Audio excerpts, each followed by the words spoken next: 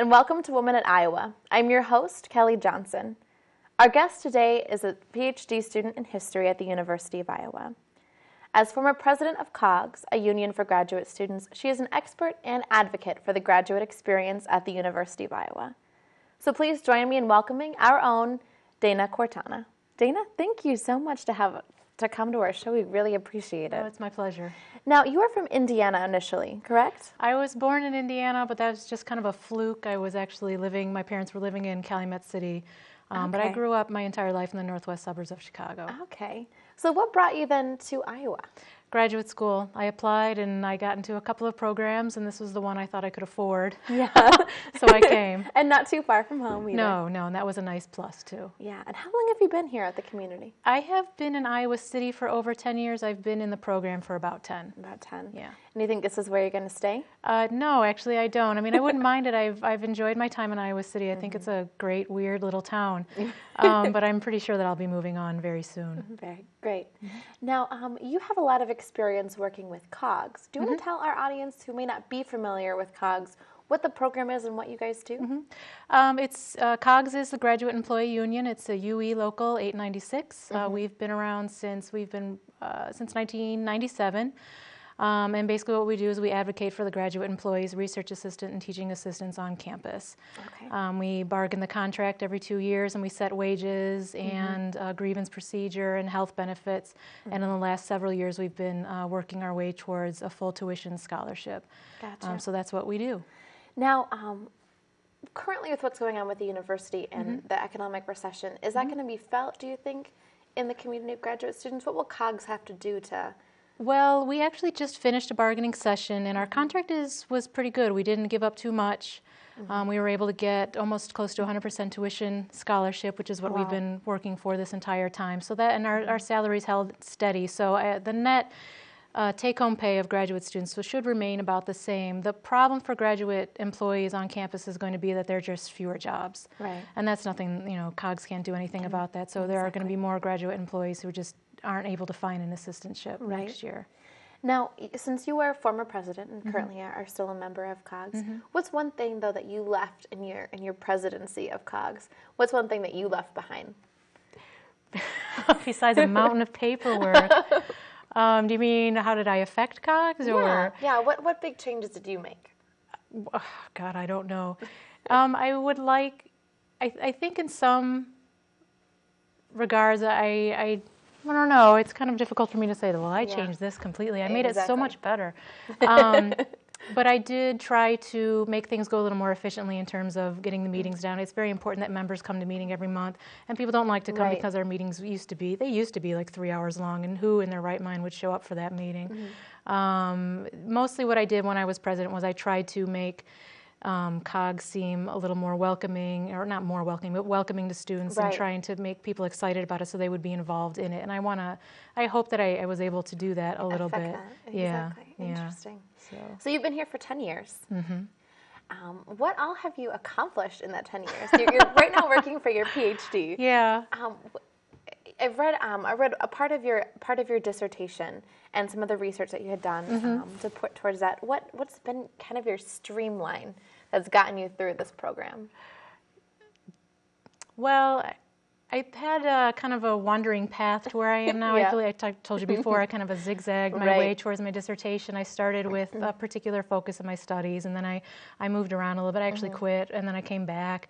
So, I've been kind of wavering between social and cultural history. I do 20th century U.S. history. I've been kind of going between the very serious, solid stuff and the kind of more fun, not so solid stuff. Right. And I sort of just zigzagged my way to my dissertation topic, and now I would just like to finish that up. And And what are you working on? My dissertation is on the development of juvenile justice services in the 20th century. I focus in on Chicago, which was a center for juvenile justice, and I'm looking at delinquency prevention programs there. Gotcha.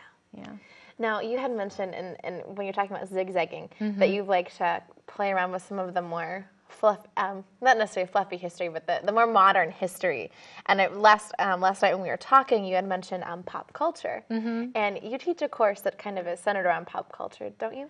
Yeah, right now I'm teaching a class on youth culture in the 20th century, and a lot of it focuses on popular culture, as you might expect. Not all of it. I mean, definitely we look at political movements that have been animated by youth, but also, we look at dance halls, and we look at swing music, and we look at the emergence of rock and roll, and next week we're going to start looking at punk rock, and so, we do a lot of that stuff, and what I like about it is not just that it's fun, and there's a lot of visual things to show my students and things like that, but I think it really is important to be able to show them how you can look at these things that you might want to call fluffy, like you wanted to call it fluffy, but see how important it can be. And in that sense, I think it helps people think more seriously about these things that we think are frivolous. And then I would hope, and I can't ever guarantee that this is actually happening, but I would hope that my students are able to kind of go out into the world and maybe think more seriously. And be able to see, what does this say about who we are as a people? Yeah. And there are certain patterns when you study youth culture throughout the 20th century that happen all the time. People are always freaked out about what kids are doing all the time, and the arguments kind of are the same, and there's a certain pattern to it, and it kind of makes it seem important that we kind of investigate what these hysterias are all about. So that's just one example of the types of things that I think are kind of useful in that class. You had mentioned music as one thing, as one facet of popular culture that really fascinates you. Why is that? Oh, God, I don't know. I think personally, growing up, music was always a big deal in my house, and then when I was a teenager and in college, I was completely enamored. I mean, I didn't really notice anything else except music. And then when I figured out that I could teach it, that was quite a day. I was a TA for a class on popular music, and so that was just something that was really interesting to me. And again, I think it's really interesting to teach things about American cultural history through music. It's just kind of a real great way to drive some of those. You had mentioned an image of these screaming girls at concerts, and how that image just fascinates you. Yeah, when I started thinking about my dissertation, I was just coming off of doing a lot of reading in cultural history, and then this image of the roving horde of screaming girls, as I like to call it, I just think it's fascinating. I don't know why. I couldn't tell you why. But like the image of all the girls going crazy for Elvis or screaming their heads off. I went to the Backstreet Boys concert. I went to a Duran Duran concert.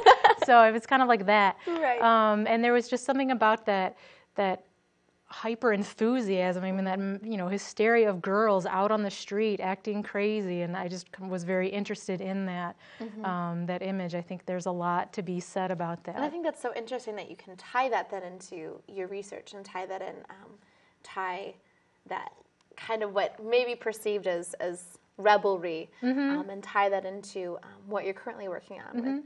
Well, yeah, what thinking about that did was lead me to questions about deviance, and then what behavior is just kind of frivolous kid behavior, and when does it actually become criminal, and that's what kind of led me to start reading things and thinking about juvenile delinquency. Yeah. So it did lead me down that way. How has all of that fostered your experience as a graduate student, and in your work with COGS, your research and your interest in popular culture, and did that have any effect at all on how you approach the? Well, when I started graduate school, I started studying labor history, and that was always something that was interesting to me. That was something that I was interested in when I was in college. When I was a high school teacher, I joined the union right away. I have union members in my family. My stepfather's in the union. My grandfather was a Teamster. I mean, so I've got union people in the background. So academically, professionally, I was always interested in that, and that still carries through in that mostly when I'm doing my research now, I'm looking at issues about in working class history. But then the other part of me, the part of me that wants to be an active participant in my community, sends me right to the union, where I found that COGS is just completely open to anyone who wants to participate. I mean, they're dying for people. We want to come join COGS. We want people to come in. That's right, and participate. And those who want to lead, there's plenty of opportunities. There's kind of almost no other than being personally shy about it or just kind of not wanting to do it. If you want to do it, it's there for you to do. And I was kind of very happy to find that, and I found that I was able to do the certain things that I wanted to do in COGS. You've mentioned so far your family a couple times. So you mentioned how music in your household helped foster your interest in music, and then again your family's interaction with unions. How else has your family kind of fostered you to become who you are? That's a really huge question.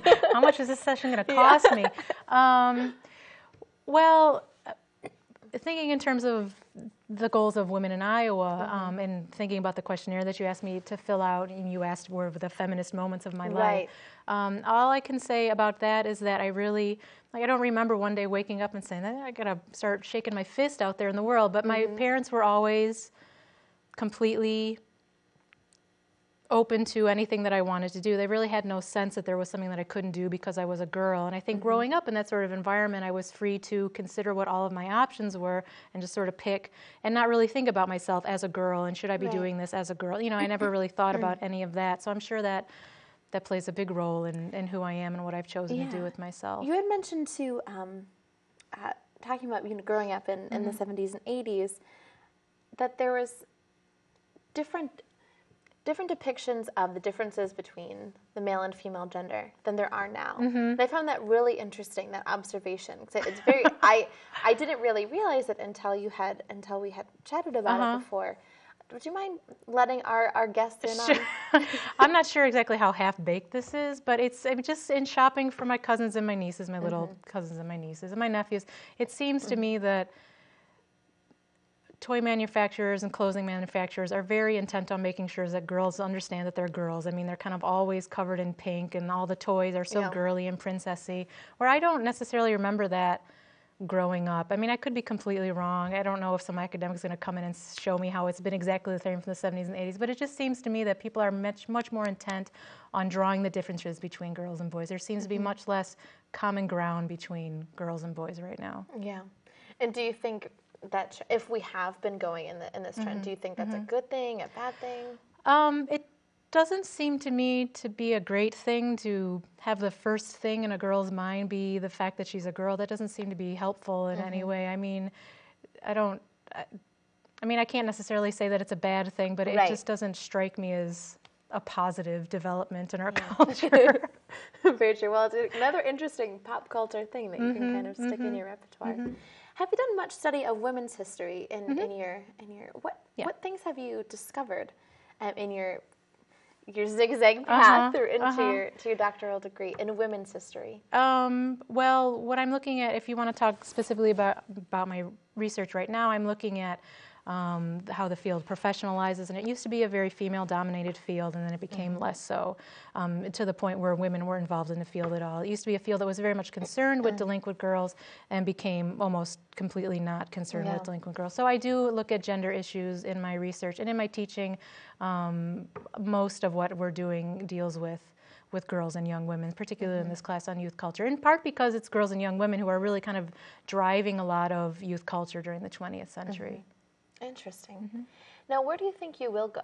I have no idea. I wish I could tell you. I would be sleeping much better at night. So yeah, I don't really have any idea. Do you think you want to teach? I would love a job teaching, but if I don't find a job, I mean, there are other things I could do with myself. I'd be happy, satisfied not teaching too. So because you did actually used to teach in a public high school, is that correct?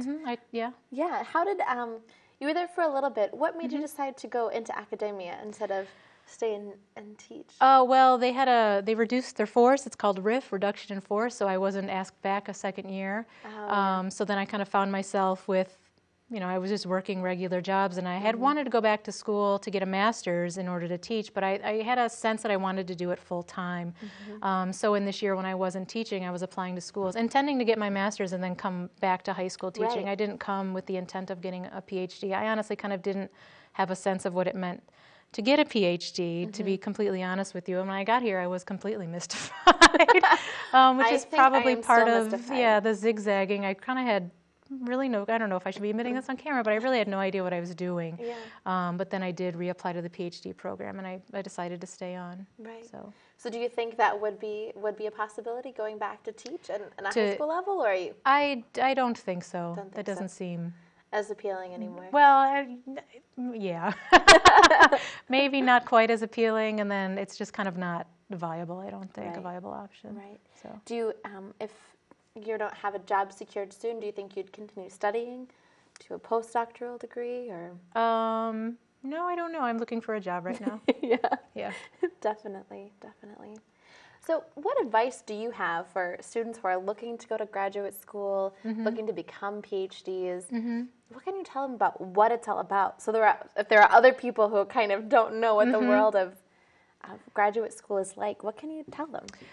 I would advise them to talk to lots of people who are currently towards the end of their graduate careers and or just kind of transition from their graduate careers into their first jobs, and really ask them about their experiences and really get a sense of how long it takes, how much money it takes, just to make sure that that's work that you want to do. It's not anything that you should be jumping into without kind of having the full sense of what it is that you're getting into. And that includes kind of the difficult, particularly now in this environment, how difficult it can be to get a job. So I would just make sure you got as much information as you possibly could, because you're going to hear a variety of opinions. And I would go from there. Imagine. Yeah, I can imagine. Yeah. Now, are there any women in academia who have influenced your life that kind of helped push you to do what you're doing now? Well, certainly there are. The history department here is it's just kind of great, and that it's very encouraging for women in particular. Not that it's not encouraging for other people, but it is a very kind of women-centric department. And so it has been very inspiring to see the different types of people who are doing all different types of work. And those have been great role models for me, just to see what options are available and what type of work can be done. That's always been something that I've found very inspiring. What pushed you to do history? I don't know. I have no I feel like historians are kind of a different breed. They've got, I don't mean it in a bad way, but there's always, I don't know, like storytelling or some aspect of it that seems to really draw people. When I went into college knowing that I wanted to get a bachelor's degree in history education, and that's really what I did, and I didn't really explore anything else. And that was just in part because I was coming off of a couple of years in high school where I'd really enjoyed my history classes, and I just enjoyed learning it and figuring it out. And then when I was in college, I had great professors and great classes, and I just really found it very satisfying. I think maybe just figuring out the world and how it works was something that appealed to me somehow. And then the teaching part of it is, in part, there's that lofty goal of wanting to impart knowledge or whatever. But part of it is that I'm just very performative, and I like to stand up there in front of people and I don't know, just perform. I don't know what to tell you. I think most, particularly, not so much academics, but a lot of high school teachers are very performative people, and that's kind of performance. Of teaching. And there is very much a performance to it. So I mean, a lot of high school teachers get into it because it is that combination of being intellectually engaged with the world, being able to communicate that information to students in a way that's relevant and useful, while being able to use your skills as a performer, basically. I took a history of medicine course, and I just found it so absolutely fascinating. And what it can tell us now about medicine now, what I've kind of found, and what I'm kind of getting from you as well, hearing about you're talking about history, and you're talking about modern history with pop culture, is I think that not necessarily that history repeats itself in a trite sense, that there's so much from the past that we can learn about today. And I think that's incredibly cool to hear how the path that you've come, and to find out that you have this quirkiness about pop culture is just really cool. Have you read Chuck Klosterman at all? Some of his stuff, yes. Yeah. I mentioned books. There's one question that I love to ask all of our guests, and that's, what's one book or piece of literature that you want our guests, our audience, to read that would impart some knowledge about who you are as a person and kind of your experience? It's another lofty question. Yeah, I have no idea. Well, I'll give two answers, I guess, and one is just, they're both because they've just sort of been on my mind recently. Recently in my class, I've been teaching from this book called Where the Girls Are by Susan Douglas, and it's an older book, it's like from '94, but it's a great book on pop culture in the Cold War, and it's very funny and readable, and it's great.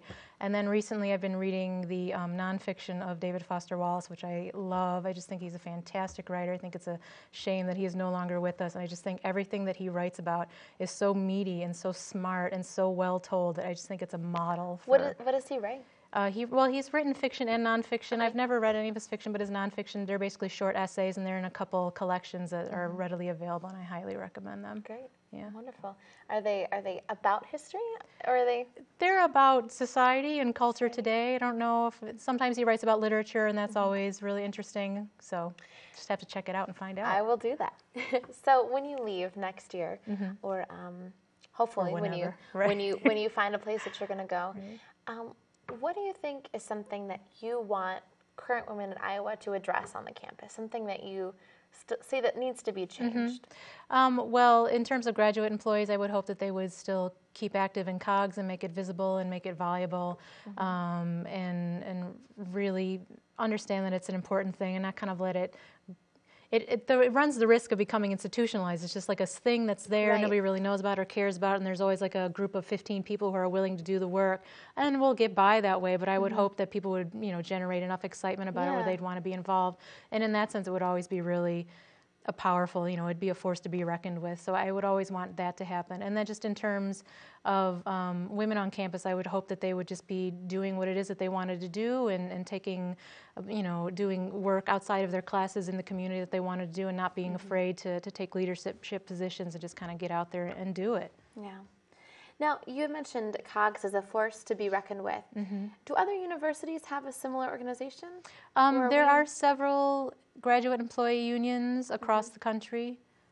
Are you guys able to interact with each other at all? There is some communication and coordination and cooperation between the unions. So yeah, I mean, we have there are like conferences that are held most summers, and we generally send somebody to kind of find out what's happening on other campuses. So yeah. Great. Yeah. Great. How do you think the university measures up with its graduate experience to other universities on campus? Well, I think that COGS really helps graduate employees here on campus in ways that other it seems, even based on who I know on other campuses, that they maybe don't have that type of union support. So there's that. I think the history department has been very supportive, tries to be as supportive as it possibly can with graduate students. So I think that's always been pretty good. Yeah. I can't say that I can make a great comparison because I don't really have that intimate knowledge of how things are being run in other universities. You certainly have an intimate knowledge here. I mean, graduate student for quite a while. Is what is special to you about the University of Iowa? And you mentioned, coming here because it's close to home and it was pretty affordable. Would you change that at all, going here and starting your academia career here versus anywhere else? I mean, those are difficult questions to answer, right? Because I try and make the decisions that I could make at the time, and I don't know. I think what was happening in my life at the time led me to the University of Iowa, and I can't say that I would have been able to make a different decision at that time. And I don't really have this sense that there was this dream school, and had I just gone there, my whole life would have been different. Like, I don't necessarily think in those terms. So yeah, I'm perfectly happy that that's good. That my decisions have led me here. Right, it's definitely a great place to be. When you were think back to little Dana, so maybe 5-year-old Dana. Okay. Did you want to? You mentioned you weren't really sure, of course, when you came to start a master's program, that you'd end up going to a PhD. Right. But what did little Dana think she was going to be when she grew up? Did you think she would be here? No, I'm sure she thought she would be a soccer player or a truck driver or something ridiculous. No, I never really had a sense. I think growing up, I just kind of knew. I don't know. I wasn't the type of person to say I want to be a doctor. I never really was focused that way. I never had any sort of pressure to pick a career when I was 5. You know what I mean? It really wasn't until the end of high school, when I was a teenager, when I was thinking about what I might want to do with myself. And then my family's very. There are no other academics in my family. We're all sort of practical business type-y teacher people, and so the choices that I knew existed were relatively narrow, and so I just sort of picked one and I went from there. So yeah. So you mentioned soccer, and I had read that you actually coached soccer for a while. Has soccer kind of followed you throughout your life? Do you still play? No, and I miss it. I wish that I did play. Every now and again, I find a group of out-of-shape, nearly middle-aged people to play with, but it hasn't followed me. I played it when I was a kid, and then through high school, and then I coached it when I was teaching high school. But it's one of the things, I have to say, it's one of the things I regret. I wish there was something that I had done to keep that up, but yeah. How did that interaction in sport and the interaction in athletics, how did that kind of help you, I guess, growing up and becoming who you are now? I think sports have been really influential in my life. I think sports are really good for girls, basically. I mean, even in my teaching in high school and in college, my students who have been athletes are almost every single one of them have been super confident just in who they are and able to kind of voice their opinions and, you know, take steps to make themselves heard. I just think there's a certain confidence, you know, in their physical bearing and the way that they present themselves that athletes have, and female athletes are no exception to that. So I do think that sports have helped me, you know, just teach you how to work in a team. I mean, all the cliches, right? Things. Work in a team, how to figure out problems, how to break down a big problem into smaller little problems, how to practice those little, you know, just kind of all of that. And it does sort of give girls a sense that they can achieve something, that their bodies can do something. I know that sounds weird, but I just think that that's an important thing, especially now when people are so concerned with looks and the girls are so swaddled in pink. I was gonna ask that if you think that now, as we've kind of gone towards these really marked gender differences, if you think that women my theory is right. If your theory is right, if you think that women are kind of pushed out of sports now.